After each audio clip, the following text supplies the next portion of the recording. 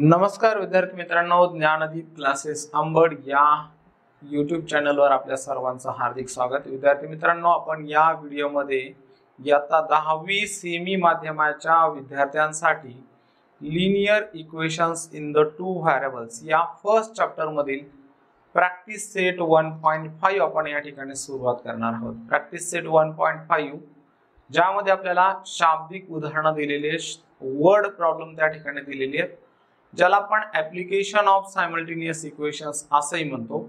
तर विद्यार्थी मित्रांनो, परीक्षेच्या दृष्टीने ऍप्लिकेशन जी आहेत, जी शाब्दिक उदाहरणं आहेत ती खूप महत्त्वाची आहेत। पहा, जनरली काय होते की सर्व विद्यार्थ्यांना इक्वेशन सॉल्व करायला काहीच अडचण नसते, पण वर्ड प्रॉब्लेम जे असतात, जे शाब्दिक उदाहरणं असतात, त्यांनाच थोडंसं चांगला सराव करणं गरजेचं असतं, जो की आपण आता सुरू करूया। पहा, या ठिकाणी प्रॅक्टिस सेट 1.5 मध्ये फर्स्ट जो आपल्याला क्वेश्चन दिलेला आहे, आता तुम्ही पुस्तक घेऊन बसायचे, ज्यामुळे तुम्हाला जो प्रश्न आहे तो वाचायला मिळेल। तसं मी वाचून क्लिअर तर करतोयच, पण तुमच्या समोर जर पुस्तक असेल आणि वाचलेला प्रश्न तुम्ही पुस्तकात वाचला तर त्यामुळे अधिक तुम्हाला सोपं जाणार आहे, समजणार आहे। पहा, या ठिकाणी पहिला जो आपल्याला क्वेश्चन दिलेला आहे, first question is the two numbers differ by 3. The sum of twice the smaller number and the thrice the greater number is 19. Find the numbers. आता दोन ओळीमध्ये हा विद्यार्थी मित्रांनो प्रश्न दिलेला आहे। प्रश्नाची माहिती आपण व्यवस्थित समजून घेऊया। पहिल्या ओळीत आपल्याला सांगितलं टू नंबर्स डिफर बाय 3. दोन नंबर्स मधला डिफरन्स जो आहे, फरक जो आहे तो 3 आहे। मग आता या ठिकाणी लक्षात घ्या, दोन नंबर्स मधला डिफरन्स हा 3 आहे। जर मी या ठिकाणी काय समजा फर्स्ट नंबर घेतली 10 आणि सेकंड नंबर घेतली 7, तर याचा आन्सर काय येतो? 10 - 7 म्हणजे 3 येतो, बरोबर। या ठिकाणी काय झालं, एक नंबर ग्रेटर एक नंबर स्मॉलर आहे। जर मी अशा घेतले असता दोन्ही नंबर 10 - 10, तर आन्सर काय आला असतं, यांचा डिफरन्स 0 आला असता। किंवा मी असं जर केलं असतं, एक नंबर 7 घेतली असती आणि दुसरी घेतली असती -10, म्हणजे 7 - 10, तर याचा आन्सर काय आला असतो, -3। म्हणजे या ठिकाणी विद्यार्थी मित्रांनो लक्षात घ्या, दोन नंबर घेताना एक छोटी आणि एक मोठी घ्यायची, एक स्मॉलर नंबर असेल, एक ग्रेटर असणार आहे, आणि ग्रेटर मधून स्मॉलर मायनस केल्यानंतरच डिफरन्स हा 3 येत असतो। तर हे आपल्याला या ठिकाणी लक्षात घ्यायचं आहे। आणि sum of twice of the smaller number, लक्षात घ्या, जी नंबर आहे स्मॉलर नंबर आहे त्याची ट्वाइस आणि ग्रेटर नंबरची thrice, the sum of, sum म्हणजे ऍडिशन, आणि कुणाची ऍडिशन करायला सांगितली, twice the smaller number, smaller नंबरची ट्वाइस, आणि thrice the greater number, greater नंबरची थ्राइस म्हणजे 3 पट, यांची सम, सम म्हणजे ऍडिशन, ही 19 आहे, हे आपल्याला या ठिकाणी दाखवायचंय किंवा दिलेलं आहे। मग आता इथं काय करावं लागत असतं विद्यार्थी मित्रांनो, वर्ड प्रॉब्लेम सोडवत असताना आपल्याला जे शेवटी विचारलेलं आहे तिथून सुरुवात करायची असते।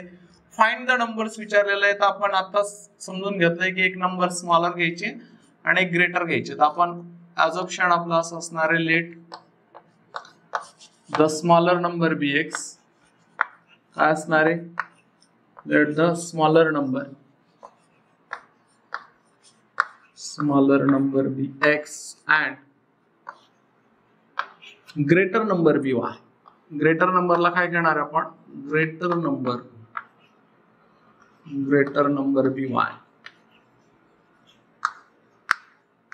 Y, okay. स्मॉलर नंबर आपण एक्स घेतलेली आहे आणि ग्रेटर नंबर आपण वाय घेतलेली आहे। मग आता by the first condition, first जी कंडिशन आपल्याला दिली त्यानुसार इक्वेशन या ठिकाणी फॉर्म करायचं। बाय द फर्स्ट कंडिशन सांगते की difference of the two numbers is 3 असं दिलेलं आहे आपल्याला। बाय द फर्स्ट कंडिशन नुसार जे इक्वेशन येणार आहे, तर या ठिकाणी आपल्याला काय करायला पाहिजे, ग्रेटर नंबर मधून स्मॉलर नंबर मायनस करायला पाहिजे, म्हणजे y - x = 3। आता आपण उदाहरण घेऊन बघितलं, जर आपण स्मॉलर x ला अगोदर घेतला असतं, x - y जर केलं असतं तर काय झालं असतं, तर स्मॉलर नंबर मधून ग्रेटर मायनस झाली असती, तर डिफरन्स निगेटिव्ह आला असता मित्रांनो। या ठिकाणी आपल्याला डिफरन्स पॉझिटिव्ह 3 सांगितलाय, म्हणून ग्रेटर मायनस स्मॉलर = 3। आता काय करायचं, हे -x आहे, हे राईट हँडला जाऊन प्लस होणार आहे, म्हणजे x + 3, y = x + 3, equation number 1 आपण या ठिकाणी घेणार आहोत। मग यानंतर आता सेकंड जे आपल्याला स्टेटमेंट दिलेलं आहे त्यानुसार इक्वेशन आपल्याला बनवायचंय by the second condition. Second condition काय सांगते?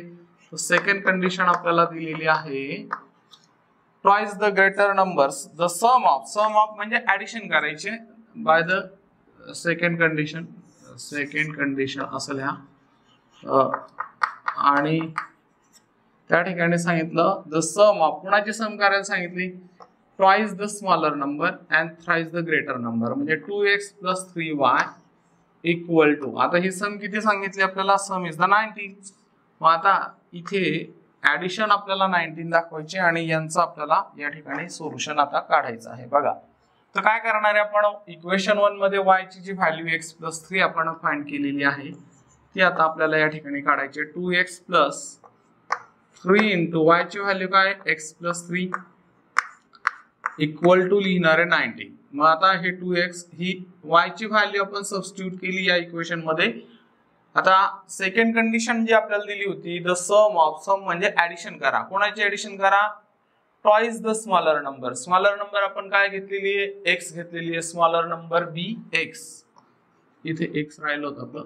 Smaller number bx and greater number by. आपण स्मॉलर नंबर x घेतली तर त्याची ट्वाइस आणि ग्रेटर नंबरची थ्राइस या दोन्हींची सम 19 सांगितली. तर y आपण काढलेले आहे. y ची व्हॅल्यू x + 3 फ्रॉम इक्वेशन 1 या ठिकाणी ठेवलेली आहे. कुठून ठेवली आहे? From equation 1. आता या ठिकाणी काय करायचं? 2x + 3 * x म्हणजे काय झालं? 3x आणि 3 * 3 म्हणजे काय झालं? 9 इक्वल टू आन्सर आहे 19. तर 2x + 3x म्हणजे किती झालं? 5x. आता हे 19 राईट हँडला जाणार आहे म्हणजे 19 - 9 5x इक्वल टू हे +9 पलीकडे जाऊन मायनस होणार आहे तर मग 5x equal to 10x equal to 10/5 म्हणजे x इक्वल टू काय येत आहे? 2. x ची व्हॅल्यू 2 मिळाली. आता हे आपल्याला प्लेस करायचे. इथे आपण लिहूया place x equal to 2 in equation 1. Equation 1 मध्ये प्लेस करायचे. मग इक्वेशन 1 आपलं y इक्वल टू x + 3. मग x ची value 2 + 3 means x equals to 5. आता वर्ड प्रॉब्लेम असल्यामुळे आन्सर जे आहे उत्तर जे आपल्याला त्या ठिकाणी कशात लिहायचे? वर्ड मध्ये शब्दात लिहायचं आहे. द स्मॉलर नंबर आपण काय घेतलेली? x. स्मॉलर नंबर इज काय घेतली होती आपण? x घेतली होती. तर x ची व्हॅल्यू किती आहे? x equals to 2 and the greater number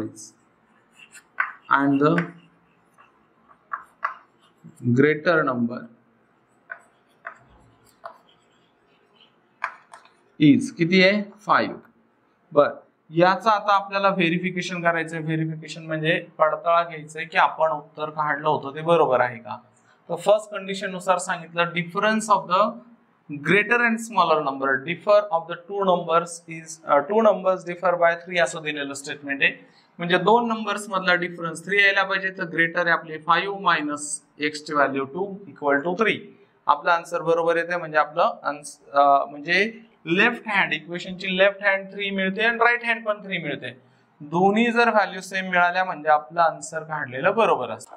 question number 2 आपल्याला दिलाय कंप्लीट द फॉलोइंग ऍक्टिव्हिटी. आता ऍक्टिव्हिटी साठी आपल्याला या ठिकाणी एक रेक्टँगल दाखवलाय आणि रेक्टँगलच्या साइड्सची व्हॅल्यू आपल्याला त्या ठिकाणी दिलेली आहे. असा एक रेक्टँगल दाखवलाय आणि त्याच्या अपोजिट साइडच्या व्हॅल्यू दिलेल्या आहेत. तर इथं दिलेलं आहे 2x + y + 8 is the first side of the rectangle आणि इथं दिलेलं आहे 4x - y. पहा ह्या ज्या दोन साइड आहे ज्याला आपण लेंथ ऑफ रेक्टँगल असं म्हणूया आणि ही 2y ही दिलेली आहे 2y आणि इकडची साइड दिली x + 4 ज्याला आपण ब्रीथ ऑफ रेक्टँगल असं म्हणूया. आणि ब्रॅकेट मध्ये आपल्याला सांगितलं आय एम रेक्टँगल मी रेक्टँगल आहे. आणि मग पुढे आपल्याला काय करायला सांगितलंय त्याच्या ज्या इन्स्ट्रक्शन सूचना दिल्या आहेत. तर मग सांगितलं find the values of x and y. तर x अँड y हे जे व्हेरिएबल या ठिकाणी आपल्याला दिसतात यांच्या व्हॅल्यूज फाइंड करायला सांगितल्या. त्यानंतर find the find my perimeter and area. तर find my perimeter and area, perimeter पण काढा आणि एरिया पण काढा असं आपल्याला या ठिकाणी सांगितलेलं आहे. तर पेरीमीटर आणि एरिया हे तेव्हा काढता येईल जेव्हा आपण एक्स आणि वाय च्या व्हॅल्यू अगोदर फाइंड करूया. तर इथं जी डायग्राम दिली याच्या संदर्भात तुम्हाला माहिती असणं गरजेचं आहे. याला आपण रेक्टँगल म्हणतो आणि रेक्टँगलचे डेफिनेशन काय होईल तर quadrilateral which each angle, every angle is a right angle is called rectangle. Quadrilateral which every angle is a right angle is called a rectangle. असा क्वाड्रिलेटरल की ज्याचा प्रत्येक अँगल 90 डिग्रीचा असतो, राईट अँगल असतो, त्याला आपण रेक्टँगल म्हणतो. ही त्याची झाली डेफिनेशन. आता त्याच्या प्रॉपर्ट्या यूज करून आपल्याला या ठिकाणी एक्झाम्पल सॉल्व्ह करायचं आहे. तर याची प्रॉपर्टी काय आहे तर रेक्टँगलची फर्स्ट प्रॉपर्टी आहे opposite sides of the rectangle are congruent. रेक्टँगलच्या अपोजिट साइड म्हणजे समोरासमोरील साइडची लेंथ इक्वल असते. ही जर समजा 10 आहे तर ही पण 10 असायला पाहिजे आणि ही जर समजा 7 आहे तर ही पण 7 असायला पाहिजे. तर प्रॉपर्टी झाली opposite sides of rectangle are congruent. Second property is diagonals of rectangle are congruent. याचे जर आपण असे डायगोनल काढले तर दोन्ही डायगोनलची लेंथ इक्वल येणार आहे. ही सेकंड प्रॉपर्टी आहे. आणि third property diagonals of rectangle bisect each other. Diagonal जर आपण काढले तर ते एकमेकांना बायसेक्ट करणारे म्हणजे एकमेकांचे इक्वल पार्ट त्या ठिकाणी करणार आहेत. तर ह्या 3 प्रॉपर्टी आहेत रेक्टँगलच्या, ह्या लक्षात राहू द्या. आता या ठिकाणी आपण आन्सर लिहायला सुरुवात करूया. इथे प्रॉपर्टी लिहावं लागेल रेक्टँगलची. The opposite sides of rectangle, the opposite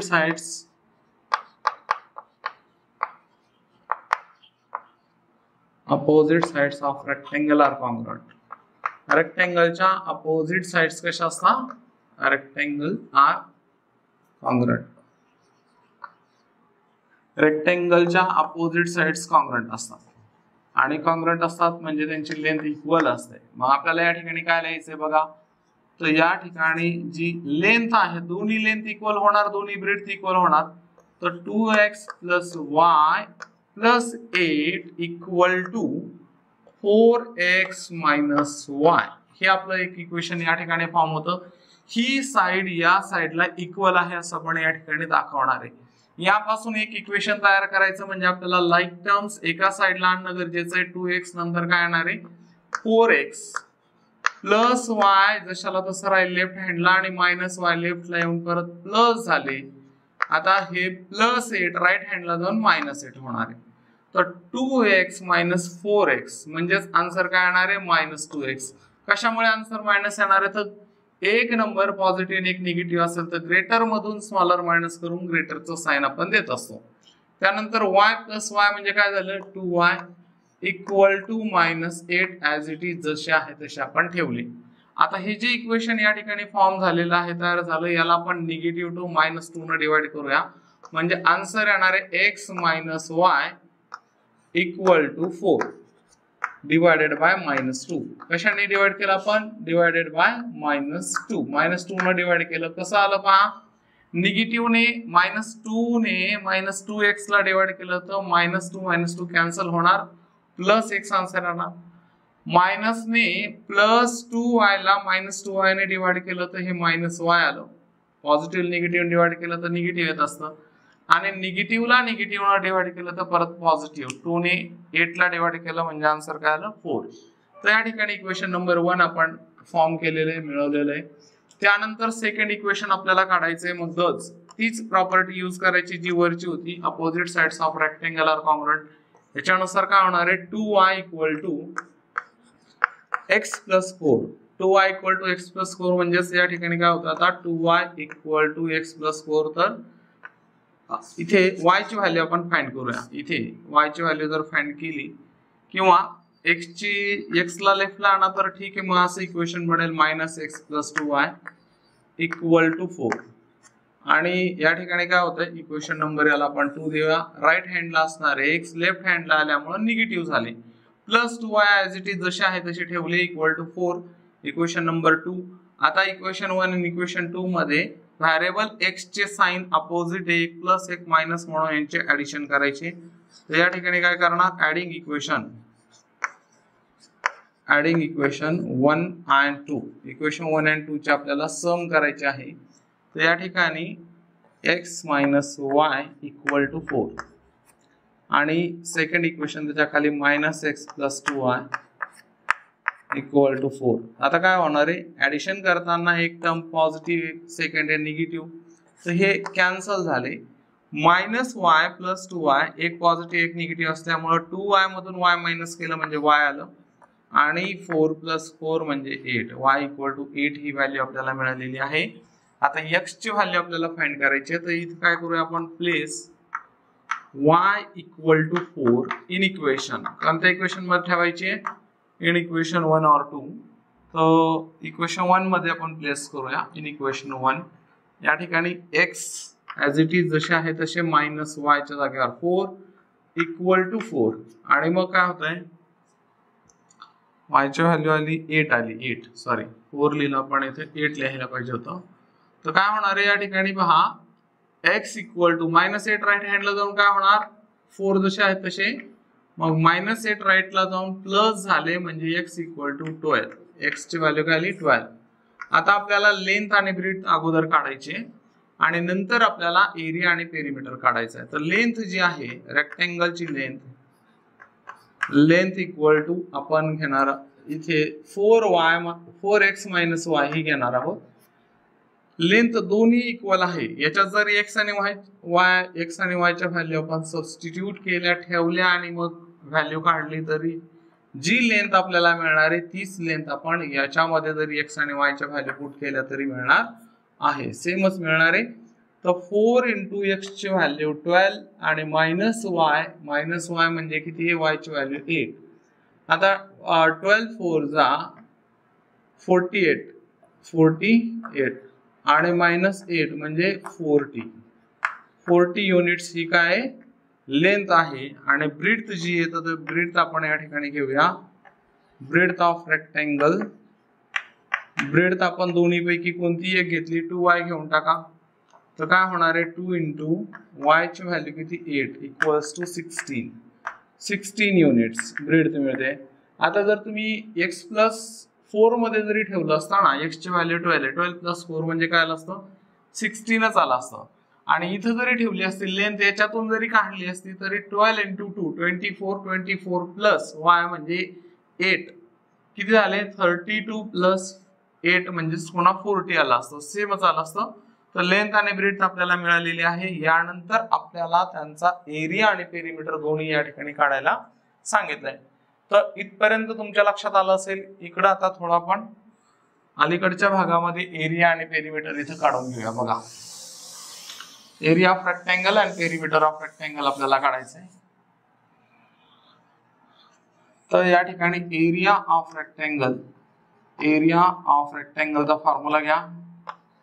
काय formula, area of rectangle equal to length into breadth L into B हा फॉर्म्युला आहे. लेंथ जी आहे आपली ती 40 इंटू ब्रेथ जी आहे आपली ती आहे 16 4 जा 46 64 आणि त्यावर 0 स्क्वेअर युनिट. तर हा निघाला त्याचा area square unit. Area of rectangle 640 units आहे, स्क्वेअर युनिट आहे. आणि आता आपल्याला काढायचे आहे पेरिमीटर. काय काढायचे, perimeter of rectangle equal to perimeter of रेक्टेंगलचा फॉर्म्युला सांगा, आठवा बरं. 2 in the bracket L plus B हा फॉर्म्युला आहे.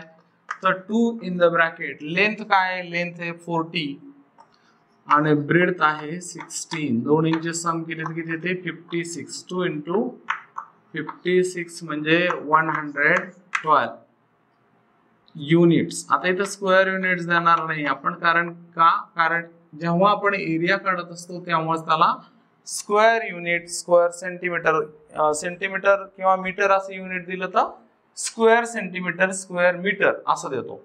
जर काहीच दिलं नाही तर स्क्वेअर युनिट असं लिहितो एरिया काढल्यावर. आणि पेरिमीटर काढल्यावर स्क्वेअर वगैरे आपण तिथं वापरत नाही, तर नुसतं युनिट, सेंटीमीटर, मीटर जे काय दिलं असेल ते आपण. यानंतर क्वेश्चन नंबर 3 मध्ये आपल्याला सांगितलंय the sum of father's age and twice the age of his son is 70. लक्षात घ्या, द सम ऑफ, सम कोणाची, सम म्हणजे ऍडिशन करायला सांगितले. कोणाची ऍडिशन आहे? The sum of father's age and twice the age of his son is 70. फादरचं age आणि सनच्या एजची ट्वाइस यांची सम किती सांगितली आपल्याला? 70. If we double the age of the father and add it to the age of his son, the sum is 95. Find the present age. Find their present ages. या ठिकाणी आपल्याला काय माहिती दिली आहे ते आधी आपण व्यवस्थित चांगल्या पद्धतीने समजावून घेऊ आणि नंतर त्याला आपण सॉल्व करूया. बघा, the sum of father's age and twice the age of his son is 70 असं आपल्याला फर्स्ट कंडिशन मध्ये दिलेलं आहे. म्हणजे फादर, वडिलाचं वय आणि मुलाच्या आजच्या वयाची ट्वाइसचा अर्थ 2 पट, यांची जर दोघांची सम केली तर ती यायला पाहिजे 70 असं आपल्याला या ठिकाणी दिलेलं आहे. तर याच्यासाठी अगोदर आपल्याला काय करावं लागणार आहे? सर्वात आधी आपण दोघांचं प्रेझेंट एज त्या ठिकाणी अज्युम करणारे, गृहीत धरणारे. तर इथं अजम्पशन मध्ये आपण घेतलंय let the present age of father be x years and the present age of son be y years. फादरचं प्रेझेंट म्हणजे आजचं एज आपण x years त्या ठिकाणी घेतलेलं आहे आणि सनचं म्हणजे मुलाचं आजचं एज आपण y years या ठिकाणी घेतलेलं आहे. आता यावर फर्स्ट कंडिशन मध्ये जी माहिती दिली ती आपण अप्लाय करूया. म्हणून इथे लिहू आपण बाय द फर्स्ट कंडिशन.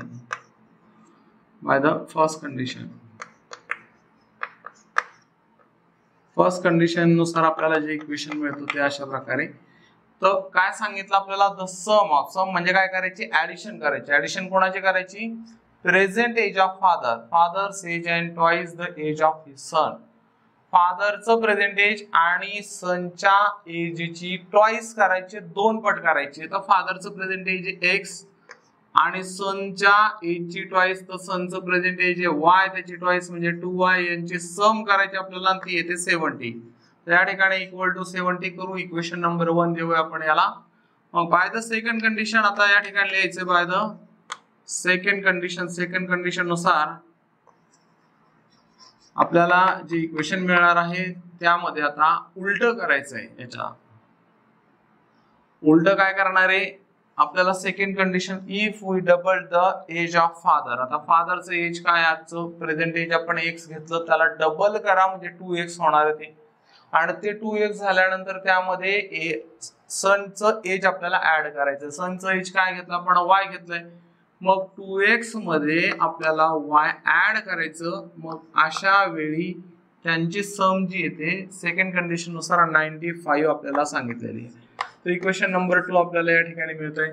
आता काय करणार आहे आपण? इक्वेशन 1 इक्वेशन 2 सॉल्व करण्यासाठी आपल्याला इक्वेशन 1 ला इथे 2 ने जर मल्टिप्लाय केलं तर इथं x चा कोएफिशियंट 2 येईल आणि 2 मध्ये x चा कोएफिशियंट ऑलरेडी 2 दिलेला आहे, म्हणजे x चे कोएफिशियंट इक्वल होतील. इक्वल झाली तर आपण त्यांची सबट्रॅक्शन करू शकतो, कारण या ठिकाणी त्यांचं साइन पण दोघांचं सेम असणार आहे. म्हणून आपण या ठिकाणी अगोदर काय करणार? मल्टिप्लाइंग इक्वेशन 1 बाय 1 ला कशाने मल्टिप्लाय करायचंय? 2 ने. 1/2 1 ला 2 ने मल्टिप्लाय करायचं. मग 2 into x म्हणजे काय झालं? 2x. 2 into 2 म्हणजे 4y and 2 into 70 म्हणजे 140. इक्वेशन 1 ला आपण 2 ने मल्टिप्लाय केलं तर प्रत्येक टर्मला फर्स्ट सेकंड थर्ड तिघांनाही मल्टिप्लाय करायचे 2 ना, आणि इक्वेशन नंबर 3 मिळालेलं आहे. आता या ठिकाणी काय करणार आहे आपण? सबट्रॅक्ट करणार आहे. कोणत्या इक्वेशनला? Subtract equation 2 from 3. 2 ला 3 मधून आपल्याला सबट्रॅक्ट करायचं आहे. 2 from 3. तर इक्वेशन 3 आपण अगोदर जसं आहे तसं लिहून घेऊया. 2x plus 4y equal to 140. आणि यामधून आपल्याला इक्वेशन 2 म्हणजे 2x plus y equal to 95 minus करायचे. आता यांना सबट्रॅक्ट करताना आपण क्रियादर्शक चिन्ह या ठिकाणी घेतलं मायनस. आता या मायनस साइन ना आपल्याला सेकंड इक्वेशन मधल्या प्रत्येक टर्मला मल्टिप्लाय करायचं, ज्यामुळं त्या प्रत्येक टर्मचं जे साइन आहे ते बदलून अपोजिट येणार आहे. प्लस असेल तर मायनस होतील आणि मायनस असेल तर प्लस होतील. मग हे अपोजिट टर्म +2x आणि -2x कटले, 4y - 1y म्हणजेच किती आलं 3y आलं, 140 - 95 म्हणजेच इथं आलं 45. आता y ला मल्टिप्लाय काय आहे 3 आहे, मग 3 हे राईट हँडला जाऊन 4y ला काय 45 ला काय होणार आहे divide, y equal to answer येतो 15. आन्सर 15. तर याला आता प्लेस करा, place y equal to 15 in equation. कोणत्या इक्वेशन मध्ये आपल्याला पुट करायचंय, इन इक्वेशन 1. इक्वेशन 1 मध्ये, इन इक्वेशन 1. आता इक्वेशन 1 जे आपल्याला या ठिकाणी दिलेलं आहे x + 2y equal to 70. y ची व्हॅल्यू निघाली 15, तर x ॲज इट इज जसं आहे तसं लिहा, 2 × 15 इक्वल टू 70. मग 2 × 15 म्हणजे काय झालं, x + 30 झालं, 30 इक्वल टू 70. आणि मग इथं आपल्याला x इक्वल टू 70 हे +30 राईटला जाऊन मायनस झाले, तर x इक्वल टू येतं 40. म्हणजे या ठिकाणी आता आपल्याला वर्ड मध्ये शब्दाची माहिती लिहायची, तर त्यासाठी हा लेट वर्ड जो आहे, लेट शब्द काढायचा आणि हेच सेंटेन्स 2 आपल्याला परत लिहायचे. The present age of father be, x च्या जागेवर काय ठेवणार आहे, एक्स ची value 40 years. The present age of father be 40 years आणि present age of son be y च्या जागेवर टाकणार आहे 15 इयर्स. असं आपण या ठिकाणी 2 ओळी लिहून उत्तर पूर्ण करणार आहोत. बरं, याचं व्हेरिफिकेशन कसं, x ची व्हॅल्यू 40 आली, y ची व्हॅल्यू 15 आली, तर इथं 40 ठेवा, x ची व्हॅल्यू म्हणजे 40 येतं, हे झाले 40, 15 × 2 म्हणजे 30, मग 40 + 30 म्हणजेच काय येणार आन्सर 70. म्हणजे लेफ्ट हँड इक्वल टू काय येतं राईट हँड. आणि आपली लेफ्ट हँड आणि राईट हँड जर इक्वल येत असेल इक्वेशनची, तर तुम्ही जे काय उदाहरण सोडवलं सगळंच्या सगळं ते बरोबर आहे, हे लक्षात घ्यायचं असतं. हे त्याचं व्हेरिफिकेशन झालं. बर, तर या ठिकाणी विद्यार्थी मित्रांनो आपण प्रॅक्टिस सेट 1.5 मध्ये एकूण सगळे जे क्वेश्चन दिले 6 वर्ड प्रॉब्लेम दिले. आपण याला 2 पार्ट मध्ये शिकूया. आज आपण फर्स्ट पार्ट मध्ये पहिले 3 एक्झाम्पल या ठिकाणी पाहिलेले आहेत. उरलेले जे 3 एक्झाम्पल आहेत ते आपण उद्याच्या व्हिडिओमध्ये समजावून घेऊ, कारण यातला प्रत्येक प्रश्न महत्वाचा आहे. यातला कोणताच प्रश्न आपल्याला सोडायचा नाहीये, स्किप करायचा नाहीये, जो तुम्हाला परीक्षेसाठी विचारला जाऊ शकतो. आणि परीक्षेची पूर्ण तयारी म्हणून आपण सगळे जे काही वर्ड प्रॉब्लेम आहे, प्रॉब्लेम सेट आहे, हा सुद्धा आपण या चॅनल वरून तुमच्यासाठी घेणार आहोत. तर त्यामुळे काय करू आपण, याला आज आपण 3 उदाहरणं घेतलेत, उद्याच्या पार्ट मध्ये आपण 3 घेऊया. हा व्हिडिओ तुम्हाला कसा वाटला हे कमेंट करून कळवायला विसरू नका. आवडल्यास व्हिडिओ लाईक करा, चॅनलला सबस्क्राईब करा आणि तुमच्या मित्रांना लिंक शेअर करा. आजचा भाग आपण या ठिकाणी थांबवूया. धन्यवाद.